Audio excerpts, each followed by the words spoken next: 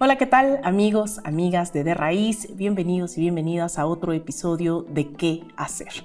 El día de hoy estoy muy feliz del tema que vamos a hablar, muy particular. Tenemos una gran invitada y es que en días recientes hemos visto que ha sido el gobierno de Sudáfrica, esa reserva moral de la humanidad, quien ha interpuesto una demanda en contra de Israel ante este inhumano y completo el horror que se vive en Palestina por parte justamente del Estado de Israel. Así que con nosotros está el día de hoy la embajadora de Sudáfrica en México, Beryl Rose Sisulu. Thanks for being with us today. Muchas gracias. So during the last few days, I was saying South Africa was a source of international pride, the moral reserve of humanity. We've said in this space, South Africa decided to take a step forward against the immoral and horrible genocide that we have seen in Palestine the last more than 100 days, which is what leads to South Africa government to file a complaint against Israel. Thank you. Thank you for inviting me. I would like to start off by saying that it is important for us to note that the ICJ exists to peacefully settle disputes between nations. That is their job. That's why they exist. With regard to Palestine and Israel, you are aware of the long-standing ties between South Africa's Black liberation struggle and the people of Palestine. We know the famous saying of Mandela in 1990 when he said, "We identify with the PLO, the Palestinian Liberation, because just like ourselves, they are fighting for the right of self-determination." The step taken by South Africa also signals the country's desire to challenge the US-dominated international order that is seen as unfair to African and non-Western interests, and does so using an internationally respected body. In South Africa's 84-page application to the ICJ, it states that the acts and omissions by Israel are genocidal in character, as they are intended to bring about the destruction of a substantial part of the Palestinians' national, racial, and ethnic group, and this is a violation of the 1948 Convention on the Prevention of Punishment of the Crime of Genocide. And remember that both South Africa and Israel are signatories to this convention. This matter has now become an urgent matter, and it has become a matter of international concern. And I see that the concern that we raised is now gaining momentum. The ICJ heard the arguments of the matter. We know that under international humanitarian law, proving allegations of genocide are incredibly difficult. We also know that the ICJ decisions aren't necessarily that easy to enforce. However, it should be noted that the court has ruled that the claims are plausible. The court was short of saying ceasefire, but the conditions that have been put are very strict conditions. We know that Israel must give a report within 1 month. You know, you've gone through what the court has said. And Israel could ignore the ruling if they wish. However, its allies could become less inclined to support the war. And I think that is the big issue, is that do you still want to continue to support a war where innocent children, women, and people are the victims? Hospitals, people are not getting food. Food supplies are being stopped from going there. Is that what we want to sit back and look at and watch happening? This case could also provide a basis for putting more pressure on Israel. The case also creates a firm and objective historical record, which is important in a situation like this where political tensions are high. As we listen now, there is a long history behind the decision of the South African government to say nevermore. What apartheid meant to South Africa, because maybe the audience have listened the name of Nelson Mandela, but we don't really know what happened in South Africa. Can you tell us a little more about that? Yes, and it's good to say this sitting here in Mexico, because during apartheid, Mexico had an honorary consul in Cape Town. And because the Mexicans said, we don't want apartheid, we don't think it's correct, they closed their honorary consul in Cape Town, and Mexico supported sanctions during apartheid years.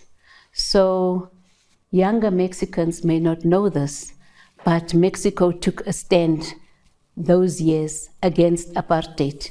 And I expect Mexico to take a stand again.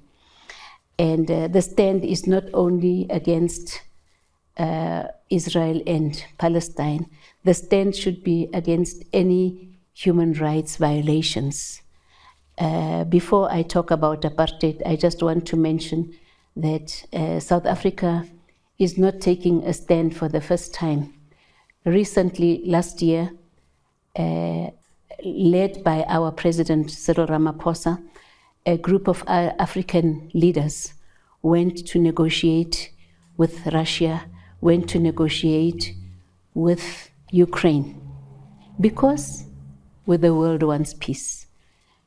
We didn't choose, and like now we are choosing Palestine because they are the victims in this instance, that women and children and being removed from their places. The same as the war with Ukraine and Russia. South Africa stood up with other heads of state and they went to try and negotiate. My understanding was that Putin was prepared to negotiate, the other side was not prepared, so it fell apart. It didn't happen. But a stand was taken already, so it's not the first time that we do this. We have also intervened. We have our soldiers in war-torn areas like Liberia, like DRC, we have them there, stationed there, because we want peace. So it's not the first time that we do this. Talking about apartheid, I'd like to start with Mexico. As I said, I told you what the Mexicans have done. And in 1991, when Mandela, he was released from prison, 11th February 1990. But in 1991, Mexico is amongst the first countries that he visited to come and say thank you to the Mexicans for the role they played during apartheid, for taking a stand and for saying they also agree to sanctions being imposed on South Africa. And as a result, you have 3 statues of Mandela in Mexico. I don't know if you've seen them and you know where they are, but yes, there are 3 statues. But also we know that Mandela is a world icon. But also we have to piggyback on what he said when he said South Africa cannot be free until Palestine is free. So apartheid was never easy. Apartheid was over 300-400 years. We are still struggling as it is. It's only 30 years this year, as the same as our relations with Mexico are 30 years this year. So after 30 years, you can't say you have democracy. It's just the beginning of democracy. It's just one toe in. It's not even a foot in to democracy. There's so much to fix. There's so much to do. 30 years is very little. You have had 200 years independence and you are still not on your feet, if I can say so. So the road to democracy is very long and difficult. We fall along the wayside, but we must stand up. So I can sit here for the rest of the afternoon and talk about apartheid. Apartheid was never a nice thing. I have personally suffered. My parents have personally suffered. My father spent 26 years in jail with Mandela. My mother spent many, many days in prison, and she was the only black woman who was banned and house arrested for 18 years So she couldn't leave her home before 6 a.m. She had to be home by 6 p.m. My brothers in and out of jail. I slept in a prison at the age of 11 for protesting on the city hall steps with other children, saying we want our parents released. We were locked up. So that is a story for another day. I can go on and on, but yes, I have personally experienced apartheid. I know what it is. I've grown up in a home with activists. So apartheid was never an easy one. Maybe we can schedule some snippets for another day. Thank you. Also, 2 weeks ago, we saw that Mexico and Chile decided to support, in a way, this complaint that South Africa presented to the ICJ. How have you seen the support for your complaint? Is this enough, insufficient? What would you say? It can never be enough. But I think the message has come across loud and clear for Mexico and Chile to stand up. Yesterday, the UK has stood up. There are a lot of other countries, Turkey, I can name several countries that have said we are taking a stand. There are those allies, close allies of Israel, who are not agreeing, but I think the message has been heard, and the message is loud and clear, is that violation of human rights is not on, especially when you are abusing bodies that should actually be assisting. If we look at the history of the United Nations, General Assembly, all those bodies, these bodies were started after the World Wars. And these bodies were exactly started to prevent what is happening now. So these bodies should change, they should transform, and they should do what they are meant to do, which is to help create peace in the world. Recently, also, we've seen that South Africa has been in the middle of several debates about what's the world that we want. And South Africa hosted last year Dilemmas of Humanity meeting, where several activists and organizations from all over the world gathered to say enough is enough with a system that is not providing solutions to 99% of humanity. Why did it not come out in television, or we hardly know about the struggles the people of South Africa are fighting? The meeting was held in October 23. It was a very well-attended meeting. You say you know some friends attended the meeting. It was our foreign minister was one of the key speakers at the meeting. The meeting was covered by our SABC, which is our public broadcaster. It was also covered by most of the news channels. We always see CNN, Al Jazeera, and BBC publishing issues about South Africa. But of course, you are journalists, you are the media, you know when to choose a story. So maybe this was not a very juicy story for them, because it's a story about the truth, it's a story about facts, it's a story that is critical. So sometimes we don't like criticism. So maybe that is possibly one of the reasons why it did not receive international publicity, but in South Africa it did receive quite a bit of publicity. I'm sure if you can even go to some of these YouTube channels, you can pick up on the meeting. But internationally, we don't hold the key to what do I say to a journalist, what do you say and what do you not say. But also sometimes we are beholden to our masters, and we don't want to say the truth. But I think for now, my minister in particular has come out very clear on what South Africa's position is. You know that we also downgraded our embassy in Israel a few years ago. So we are very serious about violation of human rights. And I think that we have fallen along the wayside, but before that we've always stood tall and proud about our human rights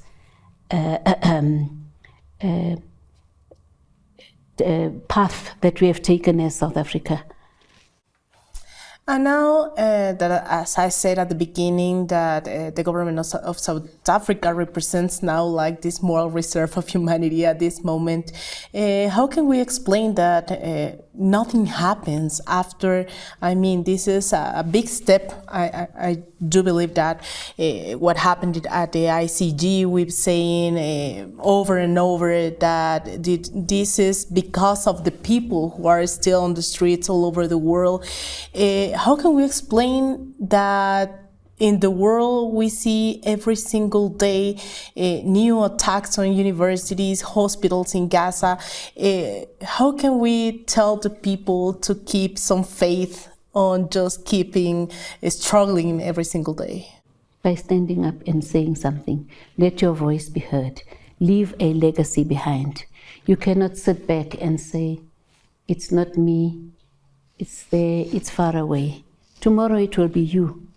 Because if we allow certain powers, certain people, certain individuals to just trample on people's rights, and we sit back and we keep quiet, tomorrow they are going to trample on your rights. So I think stand up and be counted. Just the last question, I know that you just say that, but what can the citizens who see us, who listen to us,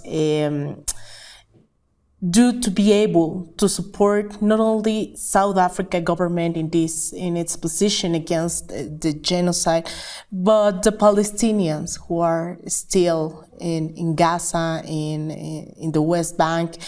What would you say? Understand, feel, know what the people are going through. And how do you do that? By talking to them, inviting them, taking them to the schools, making them talk and say, this is what is happening, this is the truth. Using ambassadors here in your country, as you are using me today, so that you say you don't know much about apartheid, what if. As I say, it will be for another day when I tell you there's so much, and as I said, 30 years is nothing. Right now, we still suffer from a lot of inequality, poverty, unemployment. Those are three major things for us. So only if you know and you understand and you speak to the affected people, can you say to your people, your children, your whoever, stand up and assist people. But if people sit and they don't know, and for them it's a normal day, I get up and I go to university, I get up, I go to school, I have bread on my table, then why should I care about the person who doesn't have bread on their table? But if I know their plight, if I know what it is they are going through, it's going to be easier for me to say, I want to stand up, I want to assist. I know there are a lot of good people, good organizations here who are helping people, but we need to spread the word, because you are here talking to me, but if you don't go back to if you have children or nephews or nieces, if you don't go back to them and you say, today I learned this, I didn't know, I understand this. We need to know, the world is becoming a global village. We need each other. But also for us to live together, I need to understand. And whether you are black or pink or blue, you are human. We need to be treated the same, and I need to understand and respect the differences that we have, whether it's color or race or whatever. So respect is very important, but we need to understand each other. We need to learn more about each other, and I'm happy that you say, I want to know more. So there should be more people coming and saying, please tell us more, we want to know more. And I think you are using a very good tool to understand and spread the word.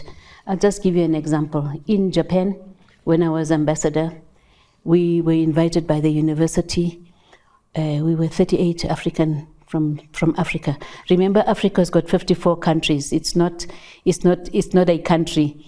It is a continent. So we were 38 ambassadors from Africa.